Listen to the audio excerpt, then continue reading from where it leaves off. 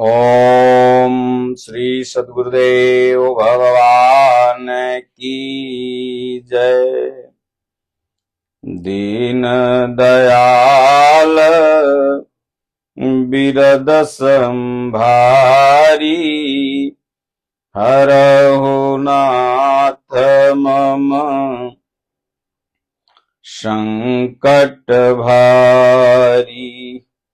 जहि विधियो ही नाथ हित मोरा करहु सो बेगी दास मैं तोरा।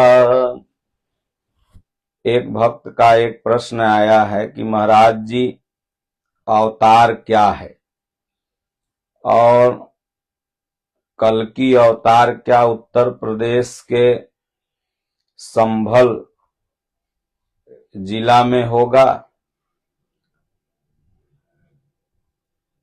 क्या जामा मस्जिद शाही मस्जिद जामा जो है वो विष्णु भगवान का चक्र सुदर्शन है और वहां से ये कल्कि अवतार का चित्रण हुआ है और कल्कि अवतार क्या वहीं पर होगा और क्या वहां से भगवान कल्कि अवतार लेकर घोड़े पर बैठ करके और शत्रुओं का विनाश करेंगे? इसी परिप्रेक्ष्य पर आज के भगवत चर्चा में हम सब लोग जानेंगे। तो इस प्रश्न को समझने के लिए सबसे पहले हमें और आपको ये समझना होगा कि अवतार क्या है और युग क्या है। तब हम समझ जाएंगे कि ये अवतार कब होता है, कैसे होता है, कल्कि अवतार होगा कि नहीं होगा। और संभल जिले में जो हनुमान जी की, भगवान शिव की या शाही मस्जिद जो है जामा मस्जिद, उसमें भगवान के शंख चक्र इत्यादि के जो चिन्ह मिल रहे हैं, ये क्यों मिल रहे हैं, इस पर भी हम सब लोग 5 मिनट चर्चा करेंगे। क्योंकि शायद इसी न्यूज को देख करके ये जो भक्त हैं कमलेश सिंह जी, उन्होंने जिक्र किया है इस प्रश्न का। तो प्रश्न इनका अच्छा था तो हमने सोचा कि इस पर हमने थोड़ा सा अपनी बुद्धि क्षमता के अनुसार प्रकाश डालें। ऐसा मानना है कि कलयुग की एक निश्चित आयु है, जैसा लोग मानते हैं कि 4,32,000 वर्ष इस कलयुग की आयु है। और अंतिम चरण में कल्कि अवतार होगा विष्णु यशा नाम के पंडित के घर में, तपस्वी पंडित के घर में। अभी तक तो जितने भी अवतार हुए हैं भगवान के, वो किसी जात विशेष पर नहीं बल्कि साधनात्मक ढंग से हुए हैं। लेकिन इसमें लिखा गया है कि पंडित जी के यहाँ अवतार होगा, तपस्वी पंडित। और भगवान इसमें 64 कलाओं से आएंगे कल्कि अवतार में, और देवदत्त नाम के घोड़े पर बैठ करके शत्रुओं का विनाश करेंगे। अब सोचिए, विचार करने योग्य बात है कि कलयुग में तो हाई टेक्नोलॉजी है, जहां हजारों हजार टन की मिसाइलें सेकेंड भर में एक से दूसरे देश में पहुंच जाती हैं और न जाने कितने लोगों को एक बार में मार देती हैं। वहां भगवान अगर अइबे करेंगे तो घोड़ा पे बैठ के कितना आदमी के मार पाएंगे? ये विचार करने योग्य बात है। तो अब ये अवतार होगा तो घोड़ा पे बैठ के तलवार से कितना को मारेंगे। और अगर कलयुग माना जाए तो कलयुग की आयु तो 2500 वर्ष नहीं है। 2500 वर्ष पहले से कलयुग है, और भगवान बुद्ध को भी एक अवतार माना गया। अभी तक 24 अवतार हुए हैं, कोई कोई 22 कहता है, कोई कोई 24, लेकिन 24 अवतार हुए हैं, जिसमें एक अवतार भगवान बुद्ध का है। तो भगवान बुद्ध भी तो कहीं न कहीं कलयुग में ही पैदा हुए, क्योंकि उस समय तो भगवान कृष्ण का युग चल नहीं रहा था। तो ये तमाम चीज सोचने को मजबूर करता है कि आखिर में ये कल्कि अवतार है क्या। तो गोस्वामी तुलसीदास जी ने मानस में भी जिक्र किया है कि जब जब होई धर्म कै हानि, बाढ़हि असुर अधम अभिमानी, तब तब प्रभु धरि मनुज शरीरा, तब तब प्रभु धरि विविध शरीरा, हरहि कृपा निधि सज्जन पीरा। गीता में भी भगवान श्री कृष्ण कहते हैं कि अर्जुन,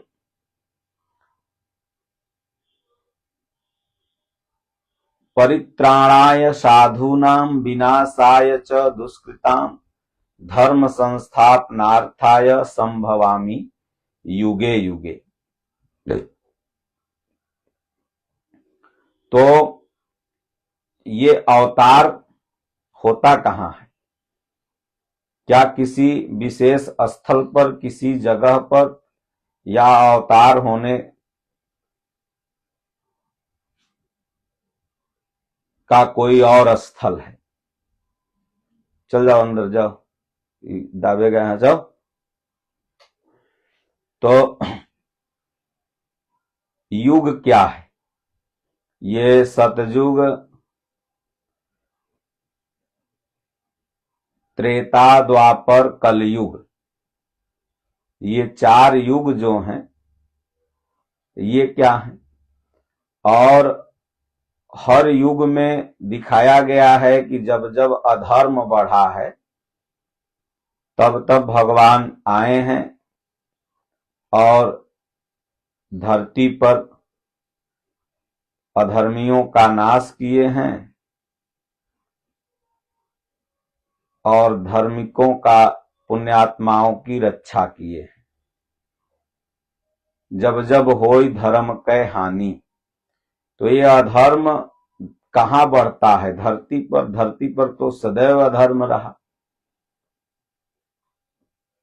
धड़ धरती का एकई लेखा, जस बाहर तस भीतर देखा। तो बाहरी दृष्टांतों में अगर आप जाएंगे तो अवतार कंफर्म नहीं हो पाएगा, न युग ही कंफर्म हो पाएगा, क्योंकि गोस्वामी जी ने कहा कि नित युग होई। ये जो युग है वो नित होते रहता है। साधना का 4 सोपान है ये युग, साधना का 4 चरण है ये युग। इसलिए मानस में आया है कि कलयुग केवल नाम आधारा, सुमिरि सुमिरि नर उतरहि पारा। कलयुग सतयुग में भी था और आज भी है। सतयुग आज भी है और कलयुग आज भी है।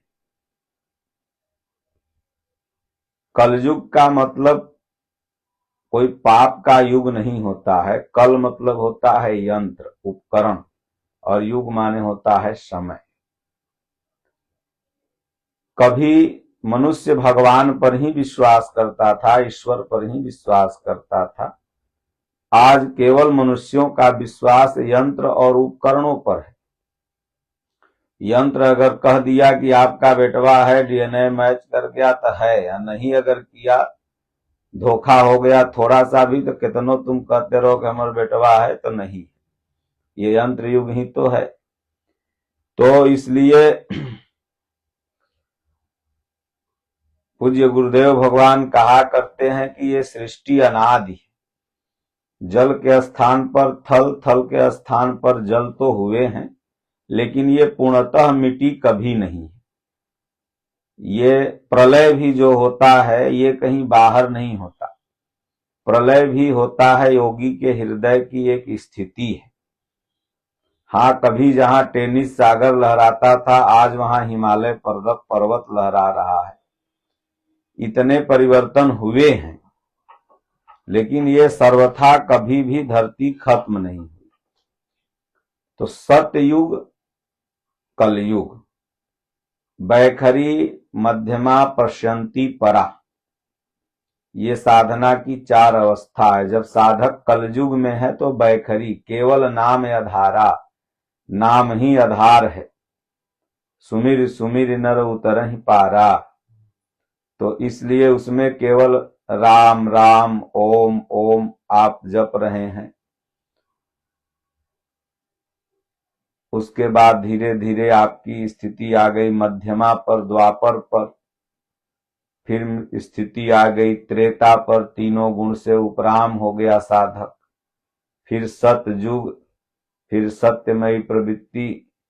जैसे ही आप तीनों गुण से ऊपर उठेंगे, त्रैगुण्या विषया वेदा भवार्जुन, अर्जुन तीनों गुण से ऊपर उठ और मेरा भजन कर, तो सत्यमयी प्रवृत्ति व परमात्मा ही सत्य है, उनका आभास दिखने लगता है। और जब वो दिखने लगे हृदय में, तो वो अवतार हो गया, भगवान हृदय में प्रकट हो गए। तो इसी को गोस्वामी जी ने कहा, भय प्रगट कृपाला, दीन दयाला, कौशल्या हितकारी। तो भगवान का अवतार हो गया। तो जिसके हृदय में भगवान प्रकट हुए, जो भजन चिंतन ध्यान पूजा इंद्रिय संयम किया, तो वही व्यक्ति अवतारी हो गया। इसलिए कहें, सब घट मेरा साइया, सुनी सेज न कोय, बलिहारी वा दास की, जेहि घट पर घट होय। जिस दास ने अपने घट में भगवान को प्रकट कर लिया, तो ये अवतार तो सदैव होते रहते हैं, नितजुग हो, ये हमेशा अवतार हो रहे हैं। एक ही समय में कई कई अवतार हुए, और अवतार लेकर के भगवान किसी बाहरी शत्रु को नहीं मारते, किसी बाहरी व्यक्ति को नहीं मारते, बल्कि हमारे अंदर जो दुर्गुण है, दुर्विकार है, काम क्रोध लोभ मोह राग द्वेष ईर्ष्या मद मत्सर निगेटिव पॉइंट, इसी को भगवान मारते हैं, इसी को नष्ट करते हैं। और यही इंसान का सबसे बड़ा शत्रु है, यही दुश्मन है। तो राम अवतार हुआ हो, चाहे कृष्ण अवतार हुआ है हो, तो उसमें जो लड़ाइयां हुई हैं, जो राक्षसों को भगवान ने मारा है, कोई बाहरी व्यक्ति नहीं, बल्कि साधक के अंतर मन की लड़ाइयां हैं। अंतर मन में जो द्वंद्वात्मक स्थिति है, जो शत्रु है, उनको भगवान मारते हैं। तो ये इसलिए भगवान बुद्ध भी एक अवतार थे। अब भला बताइए, भगवान बुद्ध अवतार थे, लेकिन लड़ाई किसी से नहीं लड़ा। अपने ज्ञान के माध्यम से वे तमाम लोगों को सिलेंडर किया, तमाम लोग उनके विचारधारा पर चले, आज भी चल रहे हैं। थाईलैंड वगैरह में बहुत अनुयायी हैं भगवान बुद्ध के, तमाम देश भगवान बुद्ध का अनुकरण करता है। तो एक भी अवतारी व्यक्ति ने किसी बाहरी व्यक्ति को नहीं मारा, बल्कि उसके अंदर दुर्गुणों को मारकर उसका हृदय परिवर्तन कर दिया। जैसे नारद मुनि वाल्मीकि जो रत्नाकर डाकू थे, उनके पास जब जाते हैं तो क्या उनको मारते हैं?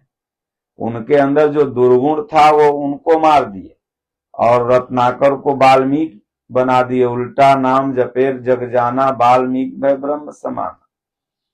तो अगर भगवान भी,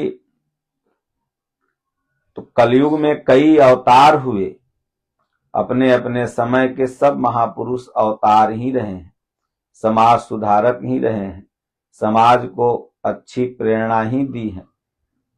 और ये अवतार किसी भी धर्म में हो सकता है। कबीर साहब भी अपने समय के अवतार ही थे। अपने विचारधाराओं से तमाम निगेटिव तत्वों को मानने वाले लोगों का हृदय परिवर्तन कर राम नाम की लहर दौड़ाई। गोस्वामी तुलसीदास जी अपने समय के अवतार ही थे। माता मीरा अपने समय के अवतार ही थे। अपने भजनों को गा गा करके कितनों को भक्ति पथ पे लगाया। रसखान अवतार ही थे अपने समय के, सूरदास अपने समय के अवतार ही थे, रामकृष्ण परमहंस, स्वामी विवेकानंद जी, दयानंद सरस्वती, सब अपने अपने समय के अवतार ही थे। भगवान इसलिए कहा गया है कि नाना भांति राम अवतारा, रामायण सतकोटि अपारा। भगवान का जो अवतार वो विविध भांति से होता है। अब हम लोग कलयुग में अब ऐसी प्रतीक्षा करके बैठे कि भैया हम काहेला लड़ें, हम काहेला दुर्गुणों से लड़ें, हम काहेला निगेटिव तत्वों से लड़ें, हम क्यों निगेटिव तत्वों का हृदय परिवर्तन करें। भगवान ऐवे करेंगे, घोड़ा पर बैठ के सबको मार देंगे। यही धारणा तो भारत को हजारों वर्ष से गुलाम रखी। यही धारणा तो सोमनाथ मंदिर में हुआ था कि तुम लोग लड़ो मत, अभी भोलेनाथ तीसरा नेत्र खोलेंगे और ये मुगल सब जल के भस्म हो जाएंगे। और सब बेचारे यही भोलेनाथ का तीसरा नेत्र देख रहे थे कि अब खोलेंगे, जल के भस्म हो जाएंगे। और वहीं से गुलामी का जंजीर खिंचा गया, वहीं से हजारों वर्ष तक लोग गुलाम पड़े रहे। और उसी का देन है कि आज तमाम, बाबर आया तो अयोध्या को नष्ट किया, भगवान विष्णु के मंदिर को जो संभल में है उसको नष्ट किया, और आज वहां पर हनुमान जी की मूर्तियां मिल रही हैं, शंकर जी की मूर्तियां मिल रही हैं। क्यों? क्योंकि वहां जो अगल बगल लोग थे जो आज अपने आप को मुसलमान कहते हैं, वो कभी के हिंदू थे, उनके बाप दादा सब हिंदू थे। लेकिन अब कुछ एक ने तो प्राण दे दिया, कुछ एक ने प्राण बचाने के लिए धर्म परिवर्तन कर लिया। अब धर्म परिवर्तन कर लिए, लेकिन अब मूर्तियों को कहां तक तोड़ते, क्योंकि बाप दादा का तो हनुमान जी में आस्था थी, शंकर जी में आस्था थी, उन लोगों ने नहीं तोड़ा। धीरे धीरे वंश बदलता चला गया, पीढ़ियां दर पीढ़ी। आज जब लोग जागरूक हो रहे हैं, सरकारें जागरूक हो रही हैं, तो वहां पर मंदिरें मिल रहे हैं, चक्र शंख गदा इत्यादि के चिन्ह मिल रहे हैं।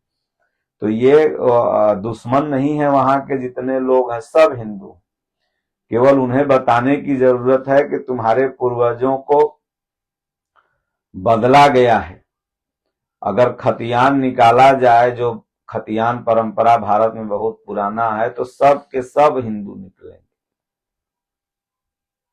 यहाँ पर कोई मुसलमान गैर था ही नहीं।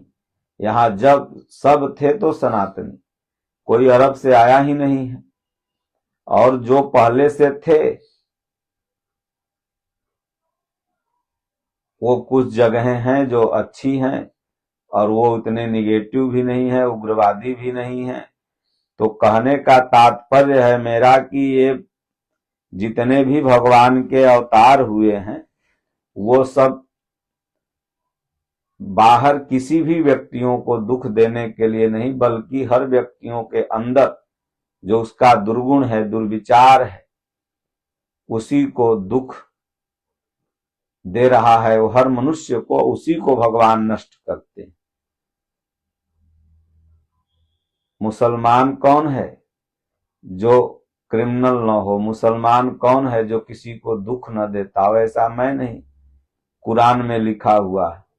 मुसलमान कौन है जो हरी दूब भी तोड़ना पाप समझता? तो अब नियम बना लिया कि मस्जिद में हरी दूब तोड़ना पाप है, बाकी जगह हत्या करो, जीवों को सताओ तो कोई पाप नहीं है। सनातनियों ने भी नियम बना लिया कि भाई भगवान तीर्थ में जाओ, पुण्य कर लो, दान कर लो, बाकी जगह गर्दन काटो, बाकी जगह मुर्गा काटो, खसी काटो, कोई पाप नहीं। तीर्थ में नहीं होना चाहिए। तीर्थ में भिखारियों को खूब दान, 5 रुपया 10 रुपया। अब बाहरे आएंगे तो फिर पता लगा जमीन 10 लाख के, तो देख के बाद 15 लाख 5 लाख काट लिए पॉकेट है। अब जमीन बेच के दो, चाहे जैसे दो, नहीं तो साइबर क्राइम वाला OTP लेके पैसा मार दिया, तब वहां पाप नहीं समझ में आएगा। तो इसलिए सज्जनों, ये युग जो हैं 4 युग, ये साधना के 4 सोपान हैं, 4 चरण हैं, और ये सदैव हैं। आज भी सतयुग है, आज भी द्वापर है, आज भी त्रेता है, आज भी राम है, आज भी कृष्ण है, आज भी रावण है, आज भी कुंभकर्ण है, आज भी भगवान विष्णु है, आज भी निश्चर सब हैं। ये सदैव रहेंगे, नित्य युग। हृदय राम माया के प्रेरे, ये भगवान की प्रेरणा से ये युग धर्म सदैव चल रहे हैं और ये सदैव चलते रहेंगे। ऐसा नहीं कि कहीं संभल माने जब आप संभल गए, भगवान की भक्ति करने लगे संभल करके, तब यह मनोमय घोड़ा है, जब संभल गए तो मनोमय पर भगवान बैठ जाएंगे और भगवान तभी बैठेंगे जब आप ब्रह्मनिष्ठ महापुरुष की शरण में सेवा करते करते खुद ब्रह्मनिष्ठ हो जाएंगे। यही हुआ विष्णु यशा नाम के जो पंडित जी हैं, ब्राह्मण हैं, तो ब्राह्मण माने कोई जाति नहीं कि तिवारी दुबे शुक्ला होंगे और उनके यहाँ भगवान का जन्म होगा। ऐसा नहीं, मतलब के विष्णु यशा मतलब भगवान का भजन कीर्तन करते करते जो उस परमात्मा को कण कण में देखने लगेगा और ये घोड़ा रूपी मन पर सवार हो जाएगा, तो वही क्या नाम है, शत्रु का भगवान विनाश करने लगेंगे। तो शत्रु माने हिंदुओं के लिए मुसलमान शत्रु और मुसलमानों के लिए हिंदू शत्रु। वो आपको शत्रु समझ रहा है, आप उसको शत्रु समझ रहे हो। तो ऐसा न आपके लिए हिंदू शत्रु है, न हिंदुओं के लिए मुसलमान शत्रु है, बल्कि प्रत्येक व्यक्ति का दुर्गुण ही उसका शत्रु है और वही उसको दुख देता है। लोग झूठों कहते हैं हमको फलनवा दुख दे दिया, हमको फलनवा सुख दे दिया।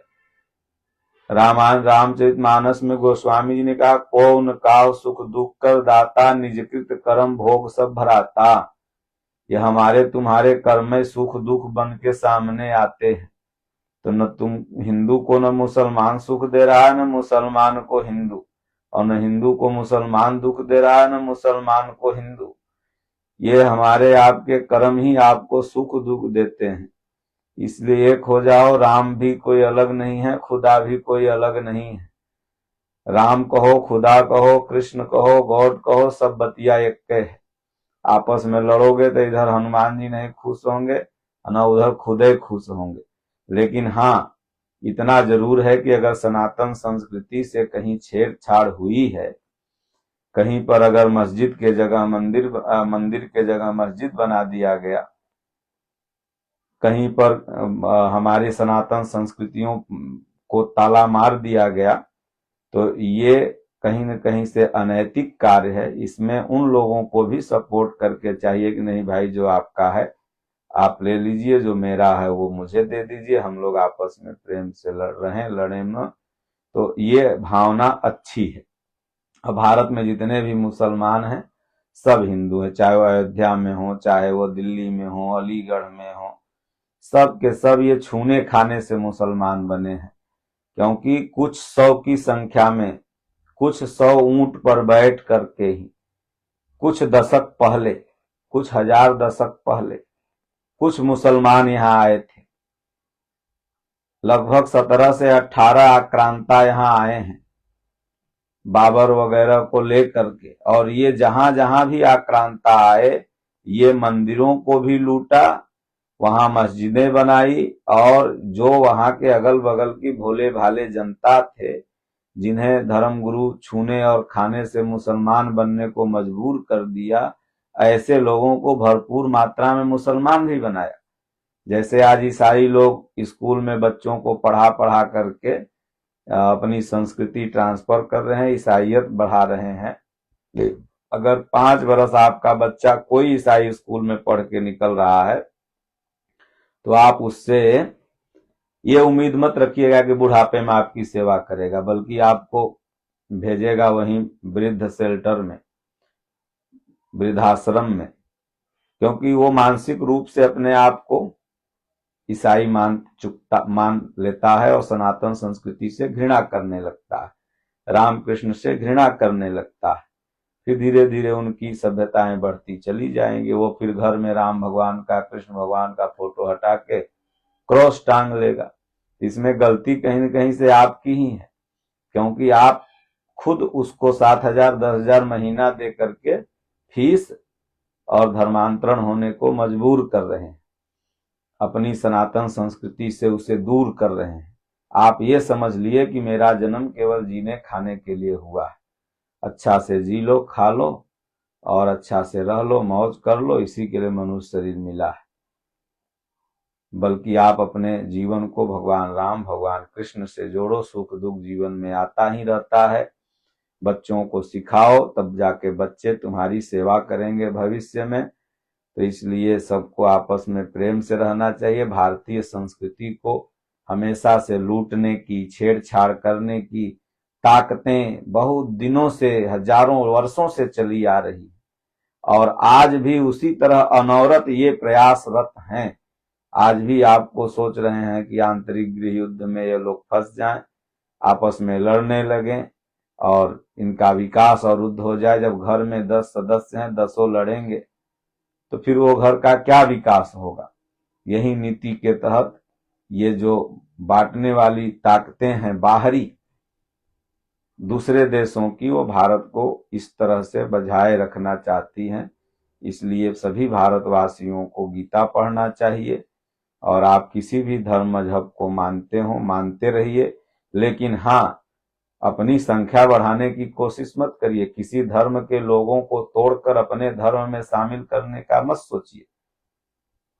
आपको इतना ही ईसाई बढ़ाना है तो इटली अरब में चल जाइए, वहां से ले आइए, वहां से भारत की नागरिकता उनको दिलवाइए। यहाँ के लोगों को, गरीबों को क्यों प्रलोभन दे करके लोग तोड़ते हैं। तो यहाँ तो नीति अलग है कि अपनी संख्या बढ़ा लो, फिर धीरे धीरे भारत को गुलाम बना लो। क्योंकि भारत ऐसा नहीं कि पहली बार गुलाम हो रहा है, न जाने कितनी बार ये लोगों सफल हुए। अब अगर गीता नहीं पढ़ोगे, एक नहीं होगे, सब मनुष्य एक नहीं होगे, फिर ये सफल हो जाएंगे आपको बांट करके। तो इसलिए चलते फिरते, उठते बैठते खूब नाम जपो भगवान का, गीता पढ़ो, एक रहो और सब अपने अपने धर्म में विश्वास रखो। किसी दूसरे धर्म के लोगों को फोड़ने का काम मत करो। बोलिए श्री सद्गुरुदेव भगवान की जय।